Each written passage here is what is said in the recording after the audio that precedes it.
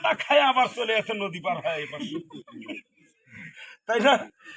ওই জন্য সাধু হওয়ার কথা কেউ বলে না, খালি ডাক্তার হবে, ইঞ্জিনিয়ার হবে, হ্যাঁ হ্যাঁ, কোটি কোটি টাকা আনবে, ব্যবসায়ী হবে, হ্যাঁ বাবু আমার পাইলট হবে।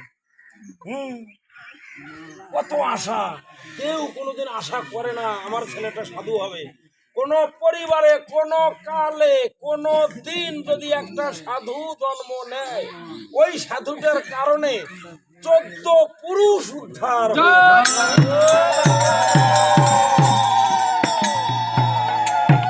ওই শাস্ত্রে তো এমন কথা বলে নাই যে ওই ছেলে ওই কোন পরিবারে একটা যদি ডাক্তার একটা ইঞ্জিনিয়ার হয় তাহলে তার 14 পুরুষ উদ্ধার হবে, কি বলছে এমন কথা? না, তা তো বলে নাই। এখানে বললেন কালক্রমে কোনো দিন কোন কালে কোন পরিবারে যদি একটা যদি সন্তান সাধু হয়, কৃষ্ণ ভক্তি যদি পরায়ণ হয়, তাহলে ওর কারণে ওর 14 পুরুষ, ওর গ্রামবাসী সবাই কি হবে? ব্রজধামে রাধা গোবিন্দের যুগল।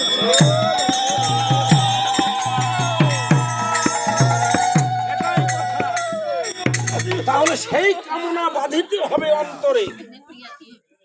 ও রাধে, তুই তো এমন কথা বলে গেলি, হ্যাঁ, না পড়াইও রাধা অঙ্গ, না ভাসাইও জলে, মরিলে বাঁধিয়ে রেখো তমালেরই ডালে। কেন? তমাল কালো, কৃষ্ণ কালো, তাই তো ভালোবাসি, তামাল ডালে বসে বধুয়া বাজাই তো বাসি। আমি সেই জন্য যদি আমি মারা যাই, আমার এই দেহখানা ওই তামালের ডালের সঙ্গে বেঁধে রাখবি।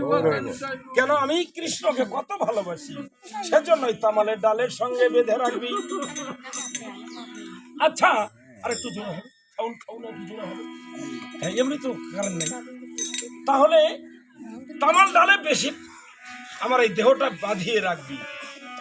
আচ্ছা, তামাল ডালে তো বাঁধে রাখার কথা বলছিস সখী, কিন্তু বলতো এই তামাল ডালে বাঁধে রাখলে কি তুই ভালো থাকবি?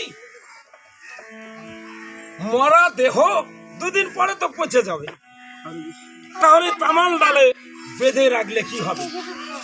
আরো কি হবে জানিস? এই বনে যত হিংস্র পশু আছে, পাখি আছে, তারা কিন্তু তোকে ঠুকরে ঠুকরে খাবে। সেদিন তোর কি হবে বল? তখন বলছে, সখী রে, আমি সকলের কাছে মিনতি করে যাব, সর্বঙ্গ খেয় কাগরে, ও কাক না রাখিও বাকি,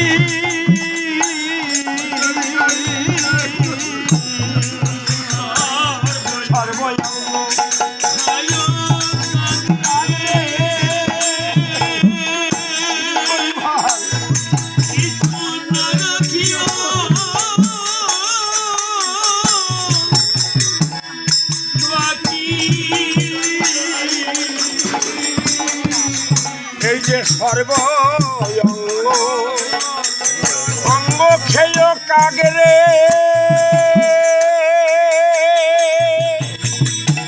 ও কাগে না রাখিও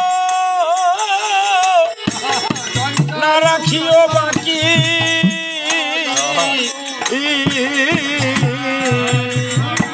সর্বঙ্গ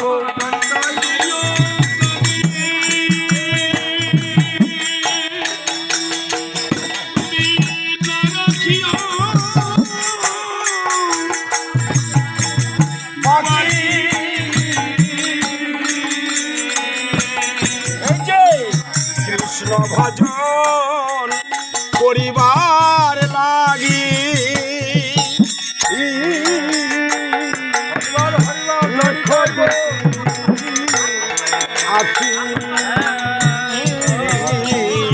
এগুলোই তুলতে হবে।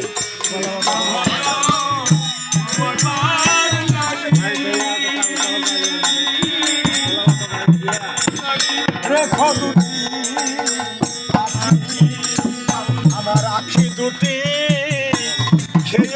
না কাম। আরেকটু জোরে। আমার আখি দুটি খেয়েও না কাম।